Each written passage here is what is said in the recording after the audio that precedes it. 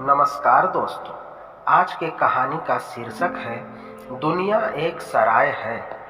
एक राज्य में एक राजा रहता था जो बहुत घमंडी था। उसके घमंड के चलते आसपास के राज्य के राजाओं से भी उसके संबंध अच्छे नहीं थे। उसके घमंड की वजह से सारे राज्य के लोग उसकी बुराई करते थे। एक बार उस गांव से एक साधु महात्मा गुजर रहे थे। उन्होंने भी राजा के बारे में सुना और राजा को सबक सिखाने की सोची। साधु तेजी से राजमहल की ओर गए और बिना प्रहरियों से पूछे सीधे अंदर चले गए। राजा ने देखा तो वो गुस्से में भर गया। राजा बोला, ये क्या उद्दंडता है महात्मा जी, आप बिना किसी की आज्ञा के अंदर कैसे आ गए? साधु ने विनम्रता पूर्वक उत्तर दिया, मैं आज रात इस सराय में रुकना चाहता हूँ। राजा को ये बात बहुत बुरी लगी। वो बोला, महात्मा जी, ये मेरा राजमहल है, कोई सराय नहीं, कहीं और जाइए।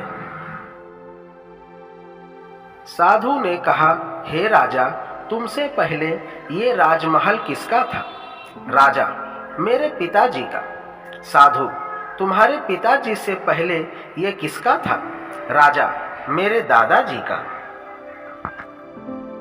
साधु ने मुस्कुराकर कहा, हे राजा, जिस तरह लोग सराय में कुछ देर रहने के लिए आते हैं, वैसे ही ये तुम्हारा राजमहल भी, जो कुछ समय के लिए तुम्हारे दादाजी का था, फिर कुछ समय के लिए तुम्हारे पिताजी का था, अब कुछ समय के लिए तुम्हारा है, कल किसी और का होगा।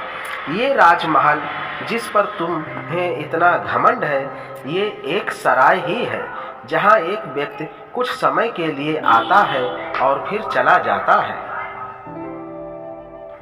साधु की बातों से राजा इतना प्रभावित हुआ कि सारा राजपाट मान सम्मान छोड़कर साधु के चरणों में गिर पड़ा और महात्मा जी से क्षमा मांगी और फिर कभी घमंड न करने की शपथ ली। मित्रों, ये कहानी मात्र नहीं है, बल्कि इस कहानी में एक बहुत बड़ी सीख छुपी हुई है। ये दुनिया एक सराय के समान है, जहाँ कुछ लोग रोज आते हैं और कुछ लोग रोज जाते हैं।